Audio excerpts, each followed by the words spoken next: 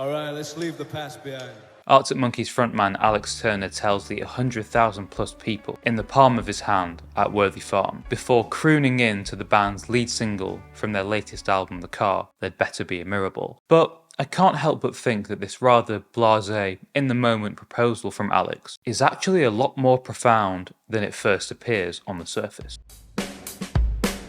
So I was lucky enough to get tickets for this year's Glastonbury Festival and witness my favourite band, Arctic Monkeys, conquer the pyramid stage for the third time. A feat that I don't think any other rock band has actually achieved other than Radiohead. And I'm not counting Coldplay in that, by the way. They're not a rock band, they're just not. Arctic Monkeys first headlined the pyramid stage back in 2007 after the release of their sophomore album, Favourite Worst Nightmare. Both the album and the Glastonbury headline performance were both smash hits, albeit a bit rough around the edges with the band still being in their early 20s. They were still back then very much honing their craft, and that's exactly what the band would continue to do over the next 6 years before they would take to the pyramid stage again, evolving their sound and making humongous strides, both inside and outside the studio. Arctic Monkeys made a point about wanting to develop both as musicians and performers, working closely with Joshua Homme from Queens of the Stone Age on the band's third album, Humbug, on which they experimented with different songwriting styles from country music to desert rock. The band eventually stumbled upon a sound that would be their second coming. AM, the band's fifth studio album, released in 2013,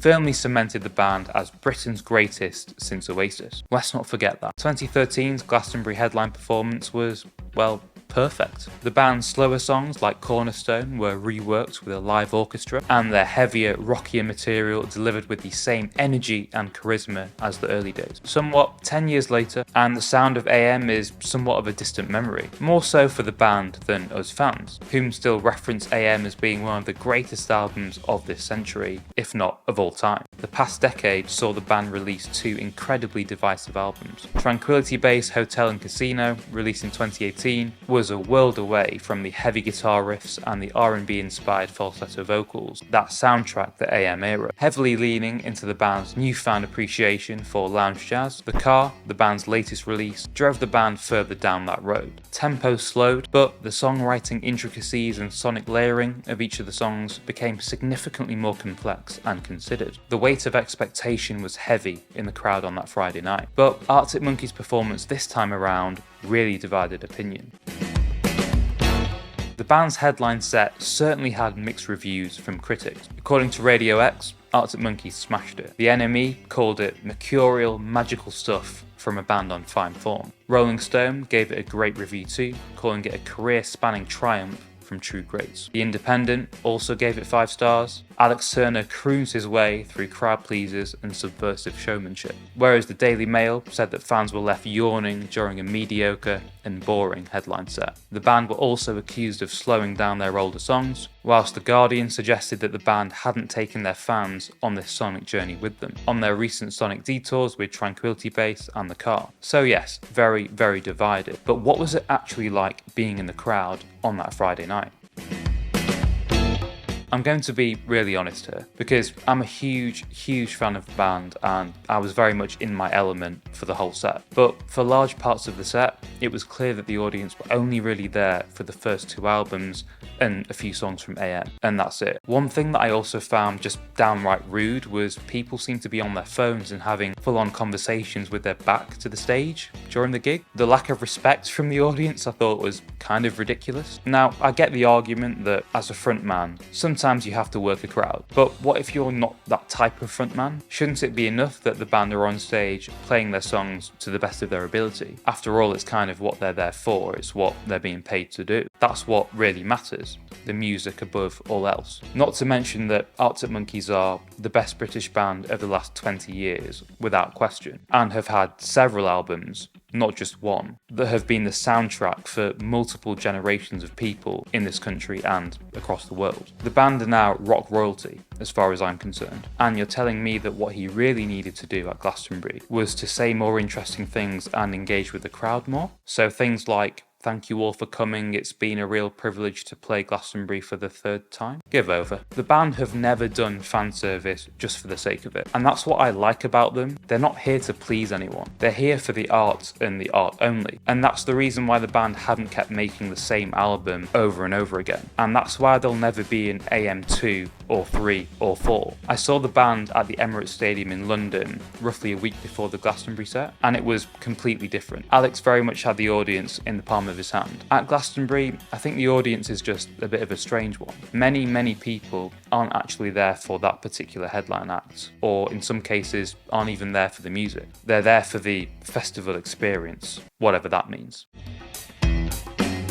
One of the major themes coming out of Arctic Monkeys' headline set was that they just didn't play enough of their bangers. This rhetoric was instigated on Twitter by a largely forgotten has-been ex-footballer called Jamie Carragher. One of the main proponents of this opinion anyways. But given that it is Jamie Carragher saying this, I don't think these words are worth the likely quite expensive iPhone from which they were typed. They didn't play their older classics, they said. Okay, so let's take a look at the set list from the Glastonbury performance. The band played their usual number of 21 songs in their set. They opened with Sculptures of Anything Goes, which was incredible to see live, by the way. Looked like something out of Blade Runner. Amazing opener. Also very brave to open with that for Glastonbury. But I guess by doing that, the band very much set the tone for what to expect for the rest of the gig. This is the new Monkeys. Now, if we take a look at how many songs the band played from their last two albums, so post AM, we have Sculptures, 4 out of 5, Perfect Sense, There'd Better Be a Mirror Ball, and Body Pain. That's only 5 songs from the 21. So saying that the band didn't play their bangers, I don't know if I agree with that. Looks like a pretty crowd-pleasing set, if you ask me. Now, one thing that the band was also accused of doing was butchering their older songs. Let me explain this one. Now, for anybody who's been a long-time fan of Arctic Monkeys, knows that the band reinvent themselves with each album launch. It's what makes being an Arctic Monkeys fan so interesting. They're unpredictable, unlike some bands that we know that have been around for a long time, that take pride in fan service by essentially making the same album over and over again. Arctic Monkeys take a slightly different approach, one that fellow musicians and fans alike really respect. And I guess that's why you only ever hear great things from other famous artists when they talk about Arctic Monkeys. They're such a forward-thinking band from a musical standpoint. So with every album campaign, the band changed their sound. Not just the sound of the new album, which is likely taking them in a new sonic direction. That, by the way, usually demonstrates a stride forward in the band's development, both musically and lyrically, but also their live show. They always rework their older songs to fit into the mold of this new sound. And for me, they've always nailed this. I do think the reworked versions of Arabella and Why Do You Only Call Me When You're High, for example, having the keyboards play the riffs in the verses instead of the guitars is quite a nice touch. Those little changes work really well and just help the whole set to blend together. Apart from the reworked version of 505, which I have to say I didn't really like. The riff at the end of the song is just too iconic to change for me. The new 505 doesn't hit with the same energy or emotion. If I could change one thing about the Glastonbury headline set, I'd revert 505 back to its original form. What I did find interesting is that there were no special guests for this Glastonbury headline set, nor did the band pull out any special renditions of existing songs. Well, bar Alex breaking out into Star Treatment at the end of I Wanna Be Yours. I have to say, I loved that, but I think I was one of the very few people in the crowd that actually appreciated it. Most of the audience looked somewhat bemused. In their 2013 set, the band kind of went all out. Guy Garvey, the frontman from the band Elbow, put together a string section for the band. The band reworked songs like Cornerstone and Mardy Bum to include strings, and they just sounded incredible.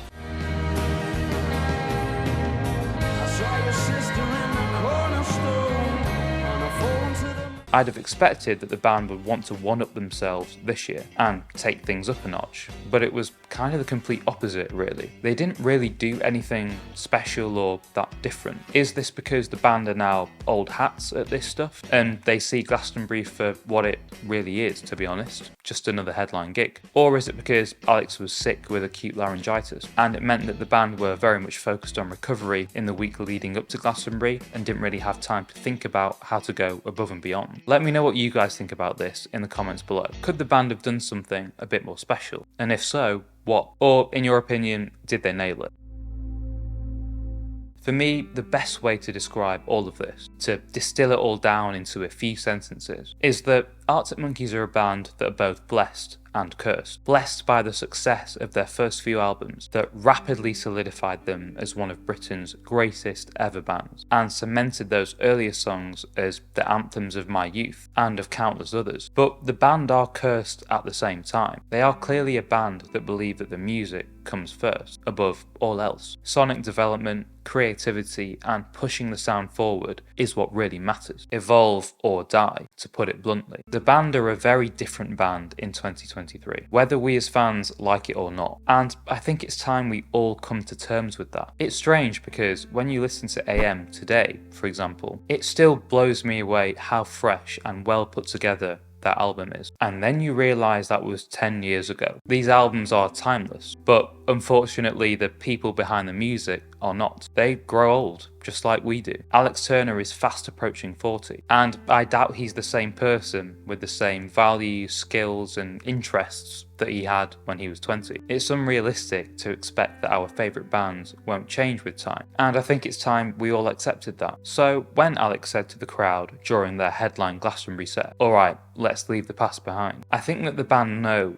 deep down that to take another step forward musically, and hence do what feels right to them, means risking losing the very fans that put the band in that position to enable them to take those risks in the first place. It was clear from the rather blown out and frankly butthurt public reaction that many people haven't stayed with the band on their recent sonic detours, and as a result got a bit of a shock during their headline set. I, however, have shotgunned the passenger seat for the remainder of the journey. My personal opinion, I think the band are fully aware of this, and the fact that they may lose some fans, but they may also gain some fans in the process. And by the way, this is foreshadowed absolutely everywhere on the band's latest album, The Car. You just need to take a look at the lyrics in a bit more detail. But I think I'll save that for another video. I do hope you guys enjoyed this video style essay on Arctic Monkeys' Glastonbury performance. When analysing that performance, I thought it was important to actually understand what the past 10 years have looked like for the band, and the significance of Tranquility Base and The Car, and what they're trying to achieve with this new sound. I guess when you wrap your head around it all, it makes perfect sense.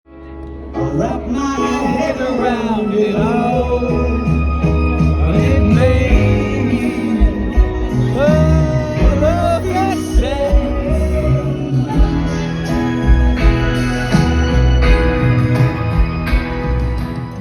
Please do hit that like button below to show your support. A subscribe to the channel would also be hugely appreciated. Would be amazing to get to the 1,000 mark before the end of the year. And if you are interested in watching some more Arctic Monkeys related content, including my review of The Car, I will leave a link to a couple of videos on screen round about now that you may want to watch next. Thank you ever so much for watching, and I will see you soon.